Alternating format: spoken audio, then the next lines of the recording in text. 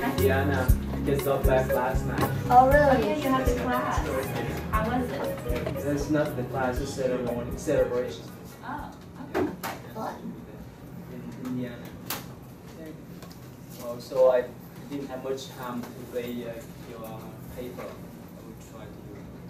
Anyway, so most you've done for your paper yet? Most of you? Please. First, especially the first one, the second one, please finish. I give you some time, but not the fifth one. Alright? Please, not the fifth one. The first four, that's okay. Let's go with you, yes? So yeah, you gave us like a couple of extra weeks to turn it in or turn it in. But for that fifth one, will it be due at the end of the day of class or before No, class? we will actually the end of the class. Okay? So we have till the end of the class to Yes. just punch turn it in. Yes. Yes. So please. Okay. So I think that you get used of the format already. So you have any question, any problems of doing your doing response easy? It's enjoyable. Really enjoyable. All right. So last time we have five students to sign up for presentation. Who want to sign up? Let me know. Okay. First 20 minutes presentation is the fine paper. Okay. All right. What else? What else do you like? Okay, let's move on there. Okay. Go ahead. Go ahead and group yourself with the number. Yes. Oh, no, I was holding you said group, so... Oh yeah, group yourself. Please. Go ahead. We have 5 minutes. Whenever they change the language,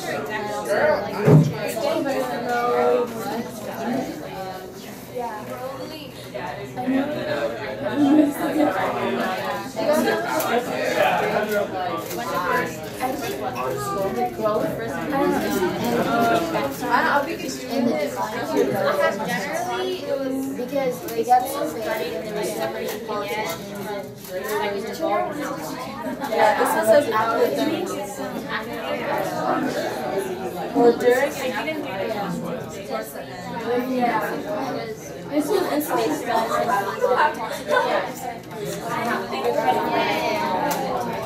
Yeah, a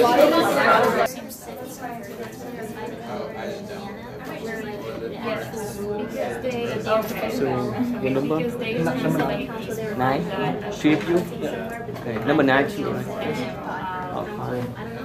Many of them like each other. I have many of them actually friendly. That's the first part where they Okay, 1 more minute to wrap up, please. And then there was learn council when you change the language. I can give wood back. Okay. Yeah.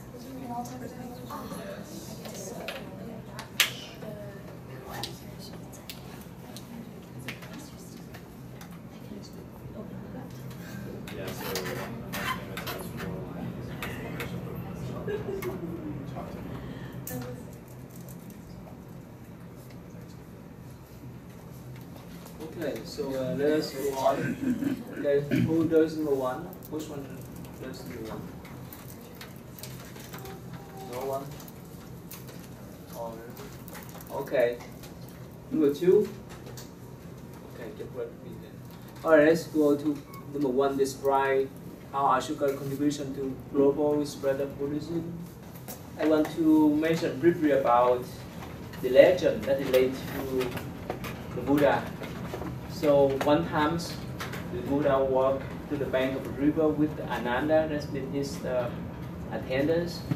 So they saw a group of children, they play with the sand. And they make the castle building with the sand.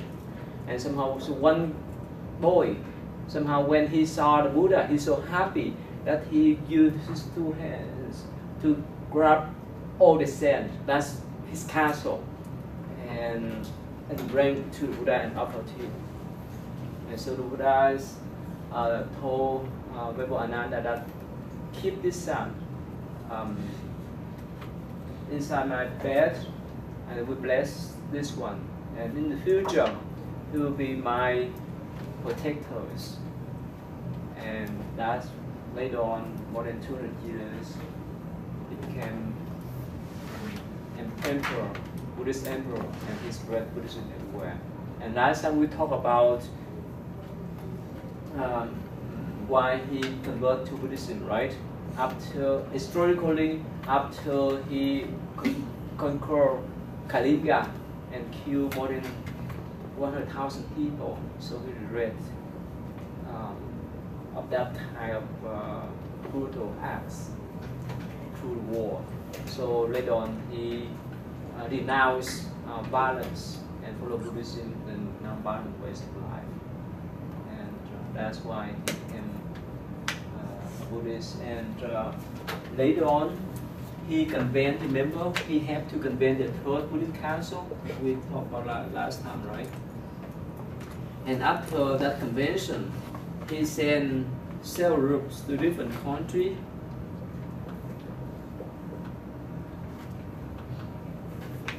So here, can you see? So here, India, this is emperor.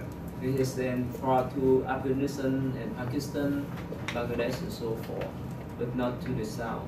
So after the third council, he sent several Buddhist missionaries to spread to the Far East and Far West, to even to Europe, Eastern Europe, Athens, and so forth too. And somehow Buddhism is probably the first missionary religion. And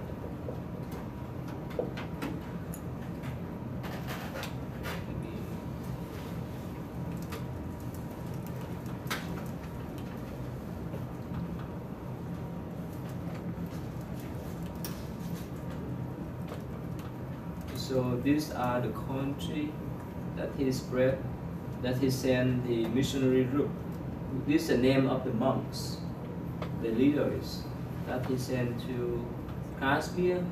That's between India and Pakistan now, and this is the south of India,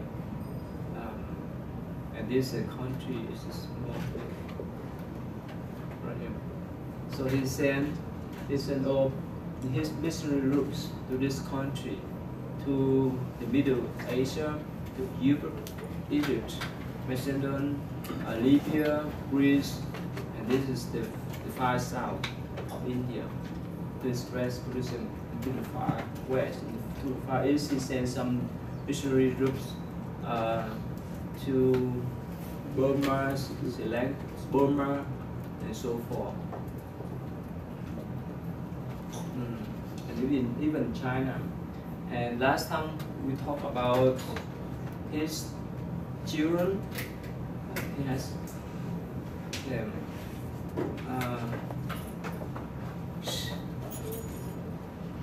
Mahayana, the prince, and his sister become Buddhist monks and known as Sangha, and both of them went to Sri Lanka to spread Buddhism. And now Sri Lanka Buddhist people, they regard Mahayana as the founders of Buddhism in Sri Lanka during the times of Ashoka. And because of him, because of Mahayana, Buddhism could spread far in Sri Lanka, and he brought with him all kind of Indian culture, literature, and so forth.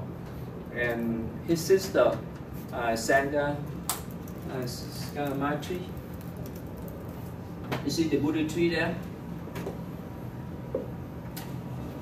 That's her name, Sangha Mitra. You see the Buddha tree?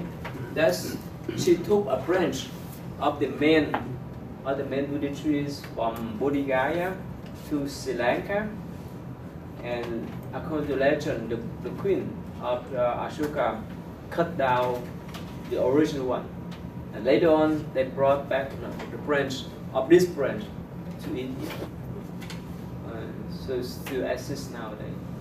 So that's why he had to spread the Buddhist traditions everywhere in India and the Far East and Far West. Remember, talk about the relic, the Buddha relic. So right after the Buddha entered Nirvana or passed away, so remember the Aikins, they fought for the Buddha relics, right? But later on, when Ashoka united the Indian continents, he collected all of these Buddha's relics, and he divided into many pieces, and they say 84,000 in Buddhism existed numerous, uncountable numbers. So each delegation, each missionary groups, he sends some of the Buddha relics to those countries. That's why if you visit, who been in China before? Wow, okay. If you visit China, there's many temples. They call Ashoka temple. Probably that's where they brought the Buddha relic to the country during the Ashoka times. Have you visited any Buddhist temple in China? Where did you go? I don't remember. You don't remember? Shanghai, Beijing? It was. I mean, I went on a tour, so I went on multiple ones, but I can't pinpoint exactly Don't which remember? ones. Where did you go? The Heaven and Earth temples. Heaven and Earth temple? Where's that? In Beijing? Yeah. Oh, the big one. That's all? You visit the independent temple in Beijing too? It's huge. I've been there before. I don't think so. I think I just went to historical, like, emperor places. How about you? I've seen the Heaven Temple in Beijing. You guys didn't go to Shanghai and so forth? I went to Shanghai. Huh? I went to Shanghai. There's many temples there. Yeah. There's a lot of temples in Shanghai. Anyway, so whichever temple just has the name of Ashoka, does mean in the past they brought the Buddha's relic to the country to worship. So that's why Buddhism originally started from non-pop India, because of Ashoka. He spread everywhere in India as well as abroad. Without his effort, Buddhism could not spread that far. So that's his great contribution to Buddhism. And okay, so let's do number. Who been in Sri Lanka before? No. Okay. Yeah. Okay. Let's go to number 2, please. Which one, number 2? Yeah, please. Describe Ashoka edit and pillars around India. Alright. So You are the speaker. Good. So Ashoka was the great emperor of India during the 3rd century, and he in charge of almost all India. So he wanted to spread Buddhism by placing up a lot of pillars around India, and these pillars represent places such as where Buddha get enlightenment, where Buddha gave his first teaching, where he passed away, where he reached like nirvana and things like that. So these description of these pillars are 50 tons, like most of them 50 tons each, and most dragged thousands of miles away from the location they were located. So it's ordered by the Emperor Ashoka. So it's true that he has a lot of power, and it's erect up to 40 to 50 feet high. So there are right now there are 19 exist and surviving till today, but there's probably many more around, but it's have been removed by the Mughal Empire ruler later on, because they in charge and they remove a lot of animal capital. So on top of like these pillars, there will be a lot of animal masterpiece art of Marian. So either a single lion, 4 lion, bull, elephants. So there's a lot of shape on there, and under the base they usually have like the lotus petal shape as the base. And on there, some of the pillars have the inscription of Prakrit, which is like the first language that Emperor Ashoka used. So these describe like who is the ruler, why it's been here, the purpose has been here, and during what time. So so some of them have like this specific meaning of like the wheel and things like that. So that is like a lot of dedication to Buddhism. Like one example of dedication by Emperor Asoka to Buddhism. Let's see.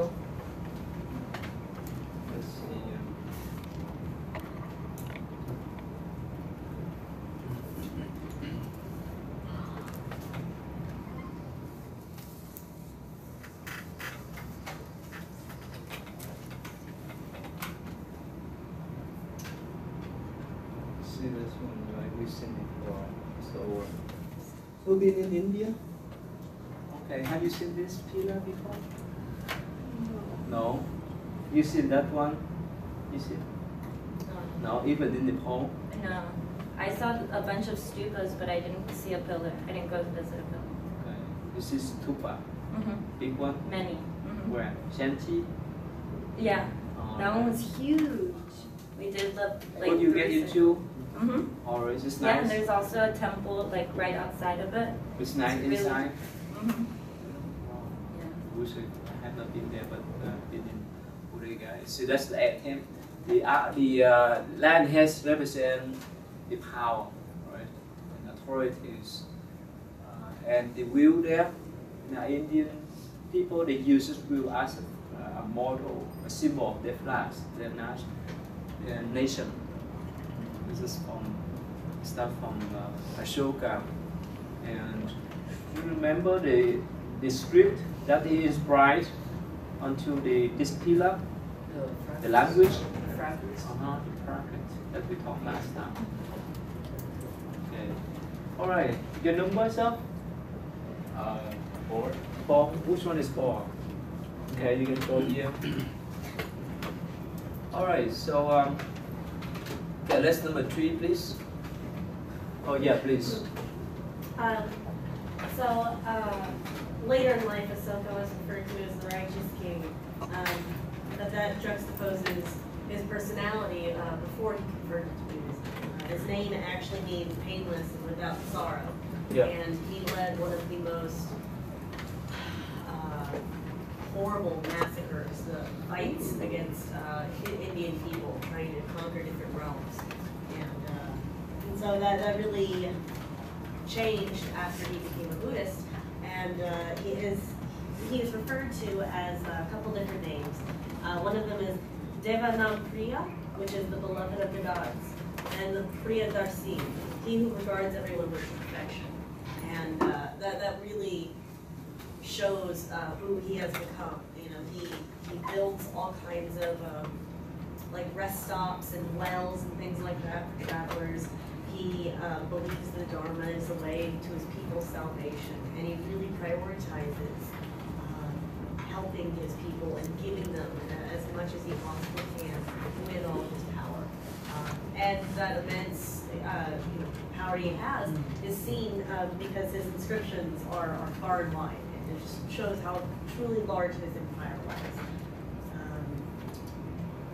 And he was considered the ideal monarch by the time he died. Probably all of you, or most you study world history, right? You know, what is that?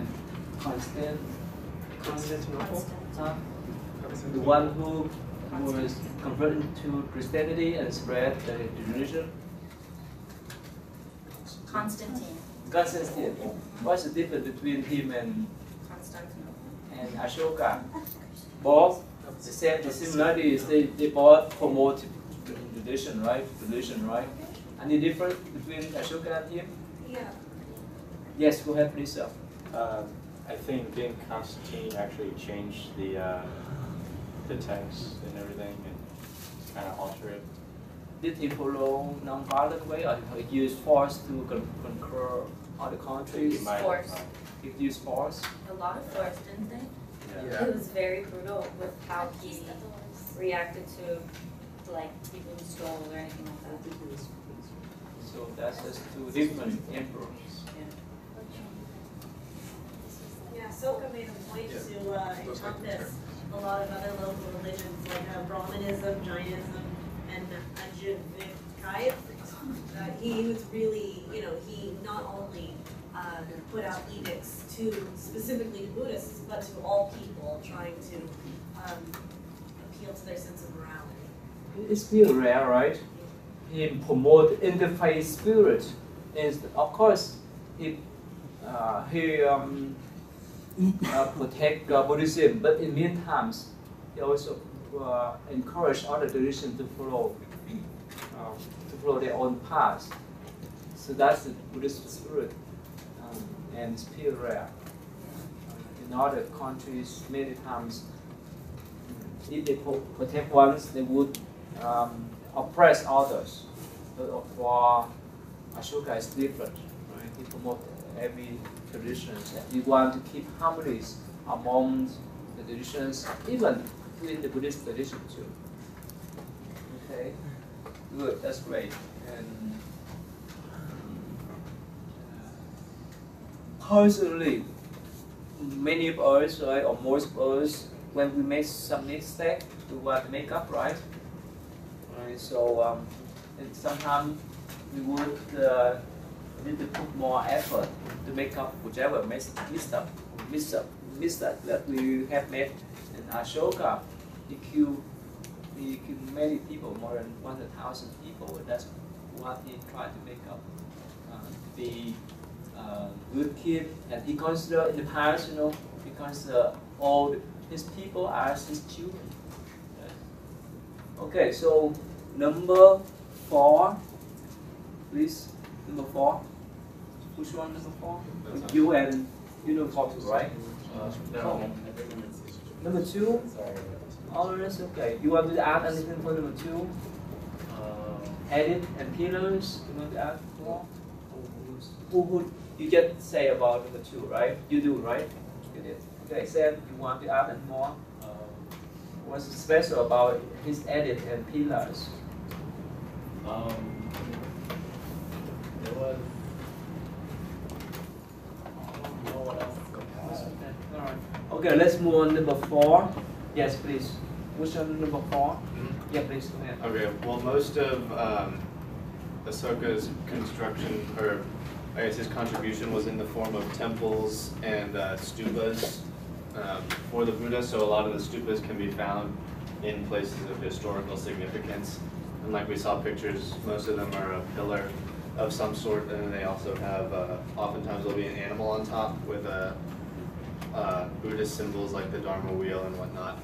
I think the most famous of the stupas is located at the site of the Buddha's first teaching, and that's the one that has the 4 lions on it, as well as the Dharma wheel. And there's some, I guess, discussion about how the lions represent both Ahsoka as a ruler and the Buddha as an enlightened teacher, which again goes back to the kind of the prophecy of the Buddha's two paths of greatness. And then he also, there's a temple. There are also these really ornate gateways, so a lot of it is carving, which under Ahsoka was where carving started happening more in stone as opposed to wood. So most of the wooden relics from that area have been lost due to the climate and whatnot. They've just disintegrated. But the stone, specifically, there was a type of sandstone quarried in eastern India, which was then, it was harvested and then carved and transported across really great distances, which they didn't know how to do until Persian merchants who were fleeing kind of brought those techniques, which enabled that to happen. Aside from the art, Ahsoka is also credited with creating basically a language, like a script, a written thing, which has been called Brahmi, and they believe it was created for the purpose of his edicts, which he issued. I think there were 14 edicts, and so that language was not translated until 1834, when a trader figured out, almost accidentally, what he was able to decipher it. And so since then, there's been a lot more translation of Ahsoka's original script. You say you've been here? You've been this room? This section? Oh, it's not that one. Not this one? This one? No, let me show you. Oh, okay. It's probably not that old actually, now that I see those. Oh, really? Yeah. So this is language in Greek, and that's the language there in Greek and Aramaic. I'm part of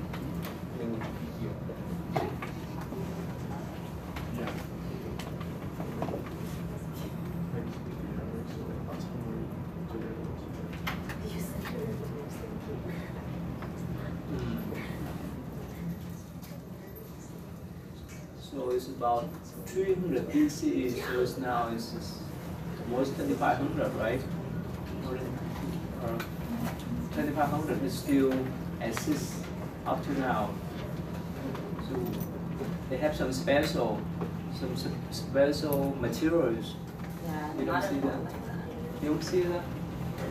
Oh, in Nepal, right? Yeah. Oh, okay. It's too far. Yeah, yeah, it's super Those are fun.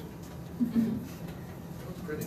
And this is many edits that he describes how he deal with his people, how he made peace with other countries, and so forth. Like you mentioned, how he ordered to build the bridge, to build the rest house, and so forth. In this kind of edited pillars.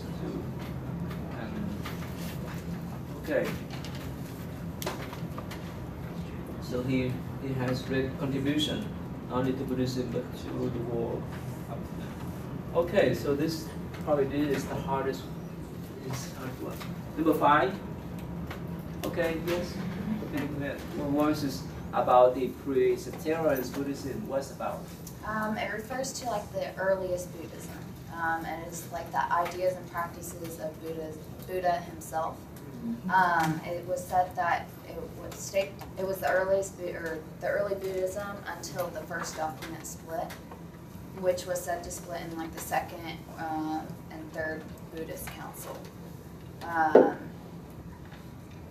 It also said that the earliest Buddhism was part of the Samana movement, which was it like increased the tradition and gave a rise to like yoga and Buddhism.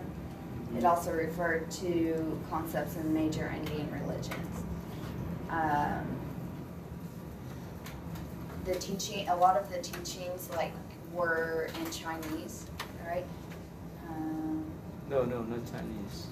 In the Buddha times, is other Chinese language.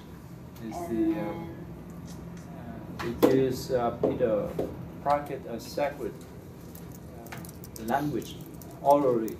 And Pali, right? Pali? Later on, during Ashoka times, somehow the language, Indian languages just started to develop. The Brahmi, someone mentioned, right? The Prakrit, Sanskrit, and Pali during the Ashoka times.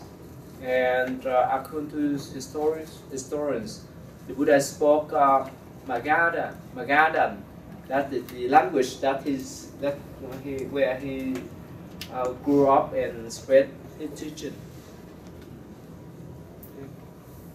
Yeah, I didn't know a lot about it.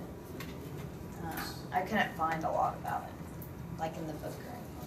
So the book is just the base information. So some files are put there, put online.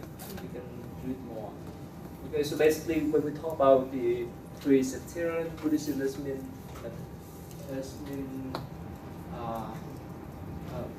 during Buddha lifetimes. That's when Buddhist Tantras been divided yet. And they follow the tradition of wandering monks. Remember last time I told you, right? So the monks are supposed to go out during the year, and in the summertime they gather together. So so that they can do more practice and learn more about the traditions. And after that, they spread everywhere. They follow the American traditions. And later on, some lay people, they offer the monastery or center, they just gather one place only during the summer times. This is normal, right? It's normal when the founders or leaders still are alive, people gather together around him, right? But after he passed away, they would split out. And remember, the Buddha did not appoint anyone to take over this point as the leaders of the Sangha or communities. But he said that especially Buddhist monks should follow the rules, the disciplines, and so forth. Actually, he said that we need to take his Dharma as a teacher, not a person. Remember, we talked about if we have some kind of position, right? It's easy to be corrupted, right? Because of power and position. Okay, so let's move on. Number 6, please. Progress number 6. Oh yes, please. Early Buddhist school. Yeah. Only you? Oh, okay.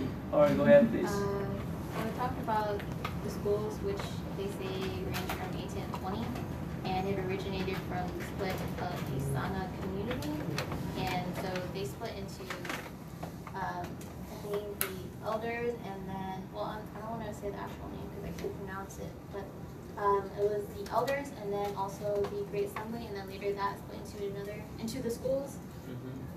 And the reason for the separation was mainly due to conflicts about disciplinary actions and the Vinayas, which is kind of the rules that Buddha set down while he was still living. And I guess they had conflicts about it, of like the little things, and the conflicts began after Buddha's death, from after the second Buddha Council and then the end of the third one. And it talked about how the schools depended on funds like donations in order to keep things afloat, and also that it was kind of a community where people could practice their religion and also gain knowledge about it, which is not always available to everyone. Another reason for its split was just because it was getting so large that just by location they had to split it up. And then that's pretty much what I've gained from the notes that you uploaded, and then also the book. And you give some idea? Yeah, she got pretty much the same thing. The only thing that I had was they kind of split into two, but it wasn't until around Ahsoka's time, when he was doing everything, that they really started to like break apart down into more, and then they got to like the number 18, they said, although that was kind of a general, no one's really sure how many. And then actually it said that most of them ended up not lasting. Around the medieval period, most of them had kind of died out, except for the Theravada one was the one that kind of survived. That was pretty much the only difference in what she got, what I got. I will have this two point. This early Buddhist school. Alright, so here. So according to scholar, they say that the early Buddhist schools start 100 years after the Buddha attained Nirvana. I mean the end of Nirvana. So these are the two main sets. What they call the Savitra and the Mahasanghika. And within this one, Savitravada, we have Theravada. Theravada is the way of elders, or you can say conservative. And and then they split out. They say there's about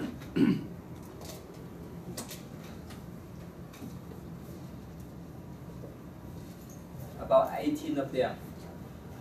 And the other group is Mahayana. Mahayana is just the major one, the two other majors. And that reason why up to now, in general, we have two main schools, two main sects within Buddhism. The Rabda, Mahayana. The Rabda means the way elders, Mahayana is the way of different vehicles. That's what we will talk more in the future. Okay, so each school most of the school they follow the similar sutra, similar teaching of Buddha, but they have a different Abhidhamma. Abhidhamma that means the commentaries. Each school has different commentaries on certain teaching of the Buddha. That's what they make difference. But Vinaya is not much different. And in the from 4 to 8 centuries, there's many Chinese monks who went to India to study. They observed that these monks they mix together. Okay, and we study about the next one. What's number? The next one. Early Mahayana, right? Yes. Number 7, please. Yes. What's early Mahayana? Mahayana is a great vehicle. The earliest inscriptions that sort of refer to it started appearing in the 2nd century CE. It refers to, the historians now believe it refers to a certain set of ideals and doctrines rather than being a completely separate sect. Its early members were still formally part of other early schools. And Mahayana monks would live side by side with other monks in the monasteries in some cases. It has a focus on sutras, following them, the first of which mainly composed in South India. The early Mahayana developed 4 major types of thought: the Madhyamaka, Yogacara, and then Buddha nature and Buddhist logic, of which the Madhyamaka and Yogacara were the 2 main thoughts in India. And during the Kushan Empire, Mahayana teachings recommended society to donate to the monasteries as a way to gain religious merit. Yeah. Let me tell you briefly. Okay. Who know briefly the difference between the Theravada and Mahayana? Do you know the difference? No? I will show you the chart, but I will mention briefly. The first one is Theravada. Okay. This means the way of elders. And Mahayana, this means the great people. The goal of this set is to attain Nirvana. And the goal of this set is to attain Buddhahood, to become Buddha. What's the difference? What is the difference between attain Nirvana or become Buddha? What's the difference? Yes, sir. I think Buddhahood strays away from reincarnation, while you could reach Nirvana and still reincarnate. Right? No? Okay. What else? Yes, sir. Is it just different stages? Is it different stages? Different stages? Okay. Well, yes. From to my understanding, the Mahayanas, they take the Bodhisattva vow so that they can come back and then they can help the other people attain enlightenment themselves. Yes. Bodhisattva vows. And what happened? How about this one? It's just that once they attain Nirvana, they don't reincarnate, they just stay, they choose not to. Okay. Now let's go back to the word Nirvana. Last time I defined for you the meaning of Buddha, right? Enlightened one, right? Awakening one, that's been his own way awake, his own way mindful, right? And he utilizes his own Buddha nature that all everyone of us has inherent. right? So you clear with the meaning of Buddha? Or how about Nirvana? What's the Nirvana? We have the Nirvana band, right? Is that right? This is band. Is that right? Oh, the band. So what's mean Nirvana? Yes, nowadays in the West they use like some Buddhist terminology. What's mean Nirvana anyway? If we understand the definition of these two, we have to understand we would know the role of these two traditions. Nirvana is being released from samsara. Released from samsara. How? The Noble Eightfold Path. Yeah, next week, I mean, on this Thursday, we'll talk about samsara, the circle of life there. So what's mean Nirvana then? The idea released from samsara, how? And The Noble Eightfold Path. okay. Is it by hitting like a certain amount, like not amount, like a certain point where you have no, I don't know how to explain it. Like you can't suffer because you're just so, you know so much, like you're not ignorant at all. You know all, so you don't, you know better than to take something as suffering, you know? Yeah. You're, What's that? Spiritual enlightenment. Okay. you're removed from like attachment and aversion. Yeah. Okay, that's most there. Now, if you have some friends that they don't have any anger, do you have that kind of friends? No. Yes. Really? Oh, you're blessed. Really? Do you have? How about? Do you have any friends that may not have any kind of craving? You have that? Maybe. Oh, it's pretty hard. So again, Nirvana is just a state of mind, not the planet, please. Not the planet. So don't mess up with that. The state of mind there's no more anger. There's no more craving thoughts. That's why they could be free from samsara. Yes? Do you ever get frustrated? Me? Sometimes. Really? How do you express your frustration? Huh? Or how do you express your frustration? Not spread. You can't? Not spread. Breathe it out? Yeah, you do meditation. Cool. Very cool. That's why meditation nowadays is so popular. I just went back to my state, I told you, Indiana. And before I left yesterday, I had a lunch with some professors. They are my friends. And not Catholic priest. He lead people to do Buddhist meditation. Cool. And nowadays in Louisville, Kentucky, they have the fund. He said that about $11 million for the school districts to test out the mindfulness practice for the whole school district in Louisville.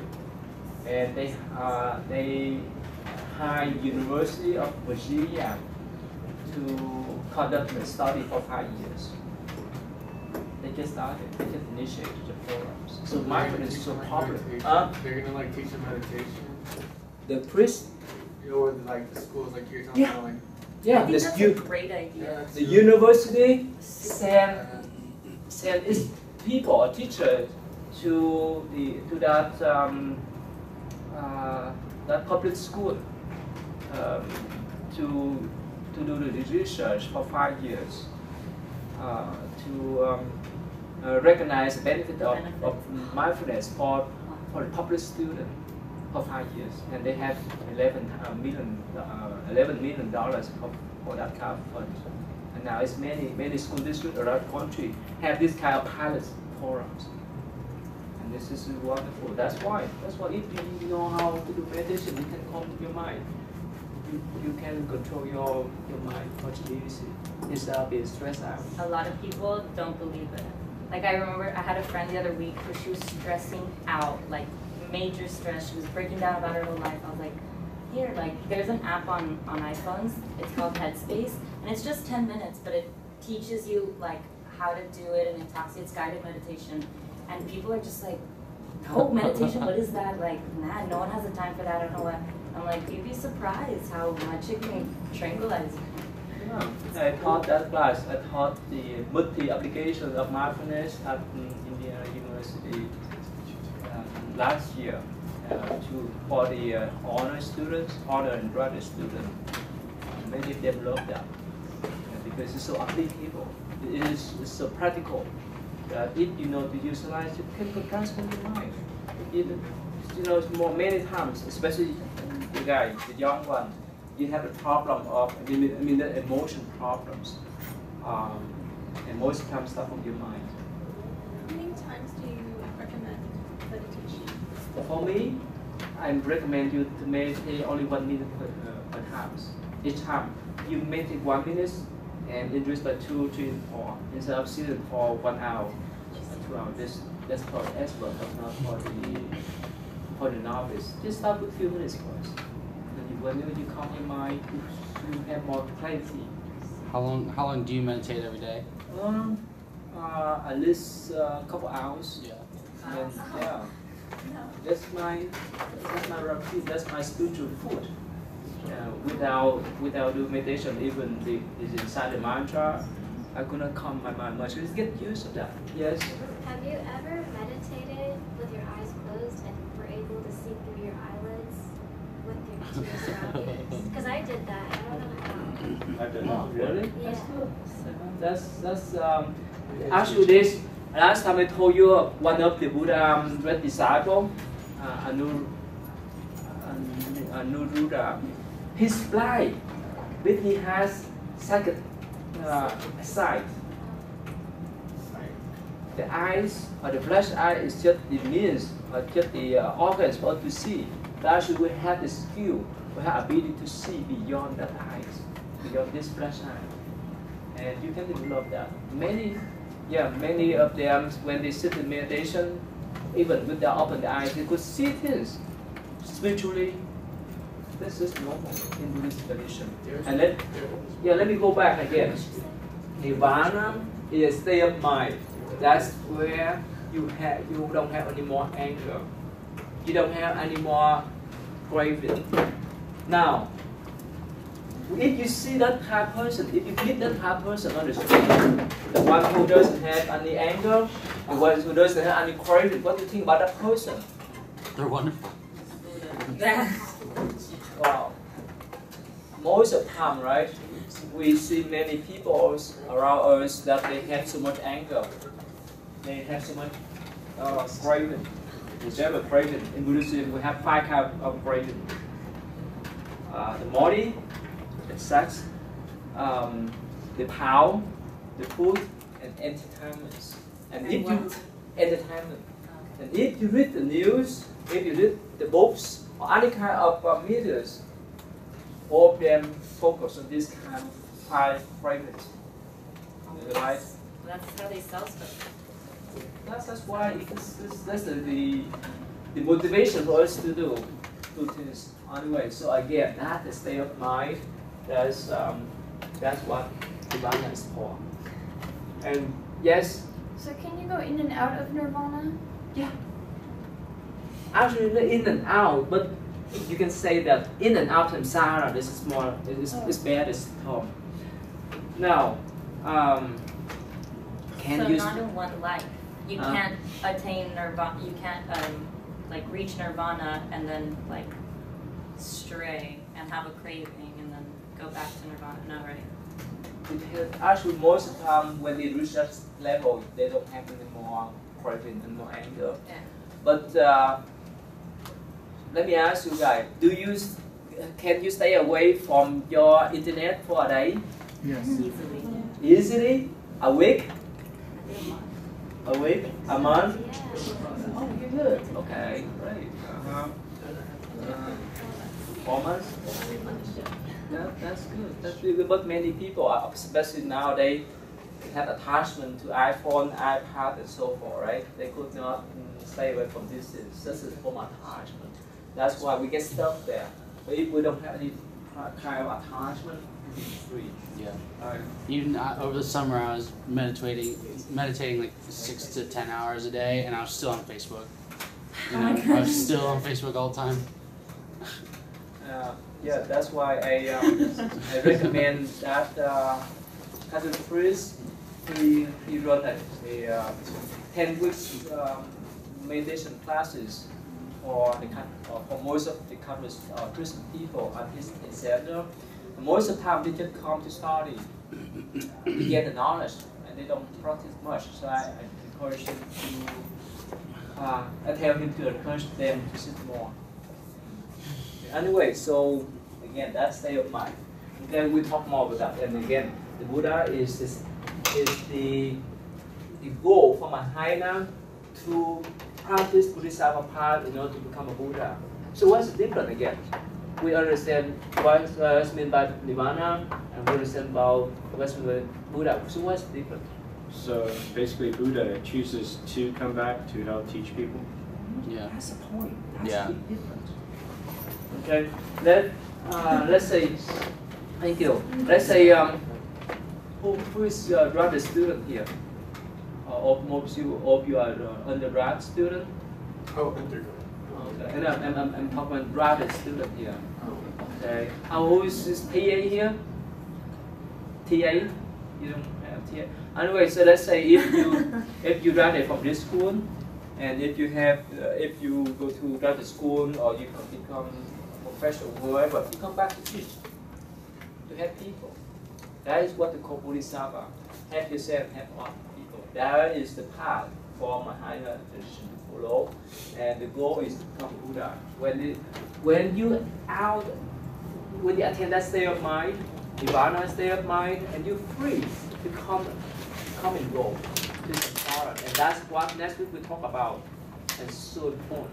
If you understand the last word we talk about 12 living condition, and Akon Buddha, he will explain to us why we're here and where we're heading to this Thursday. Okay, so this Thursday, if you understand this 12 living condition, you would understand according to Buddhist view where you stand. Okay, so all right, let's first move on then. Okay, number 8, please. Number 8. No. Okay, so number 8 is the most similar as number 9. The late Mahayana Buddhism is about from the 1st century up to the 12th century, and when Buddhism spreads far, and somehow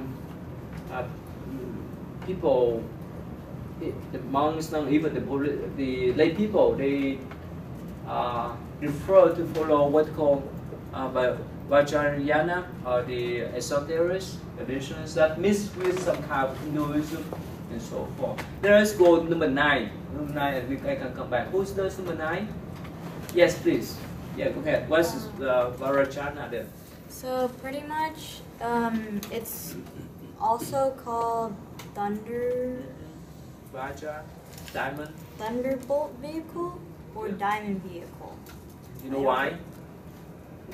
No, but it originated from India, and one of the important things that I saw in the book was that during meditation, you would visualize a deity or the Buddha himself to it helps like relax you or something, to calm you and help you meditate. And it spread to Tibet, Japan, and Nepal, and sometimes it's called Tibetan Buddhism, and some actually say that it came from Mahayana Buddhism, like it was a direct path from it, or it was beside it. Yeah. It's got a lot of similarities to tantric yoga practices in Hinduism, and the Vajra is I don't know how to explain it, but it's got spokes at the end and a sphere in the middle, and that's the diamond thunderbolt thing that cuts through things. Sort of in Tantric Hinduism and in Vajrayana, it formed as a sort of like radical sort of belief set, and for this reason it was popular among women and lower caste people because it elevated them to equal standing. Why is that? You know, that's really important, but you know why? Why it's so popular in the low caste people? Why? Because that it's an essential part of enlightenment to understand that dualism should be rejected, that all things are equal, that the last is also the first, sort of, that this is cutting through the illusion of the world to understand this. And so then people in the lower caste, instead of believing that their karma had put them there, they also were believed to become just as enlightened as anyone else who was born, you know, in a place of good karmic standing.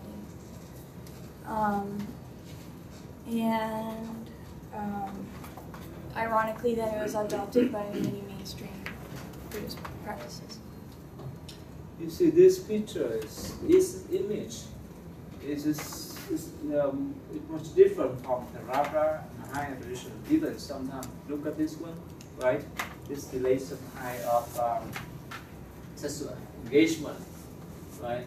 And that's even nowadays, many people in the West, they follow Tibetan traditions because somehow they like this stuff. And that's made them confused. Because, you know, I've been in India to study Tibetan tradition for a while, and I know that for authentic monks, Tibetan monks, to practice what they call Tantrism or esotericism, they have to study the sutra or teaching for at least 25 years. And after that, they would enter what they call the Tantric school to practice this kind of practice. And if you see this figure, without any kind of Buddhist knowledge, would make people have wrong conception about Tantrism. And you know, nowadays, later on we talk about emptiness, right? In Zen tradition, we talk about emptiness. And in the Tantra, we talk about this kind of emptiness, and it go beyond male and female. Female, male, good or bad.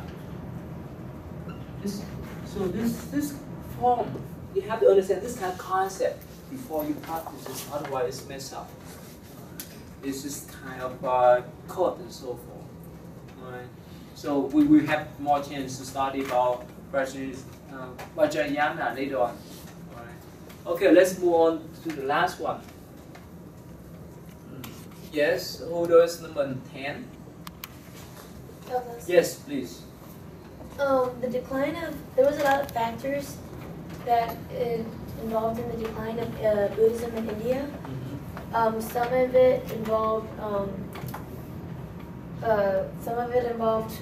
whenever Buddhism was getting popular and there was a caste system in India.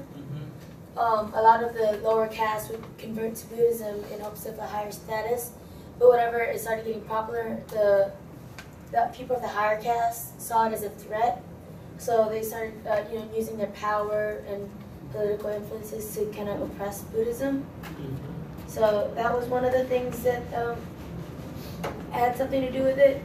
And then in addition to that, with the changes of political powers and everything, whenever India had war,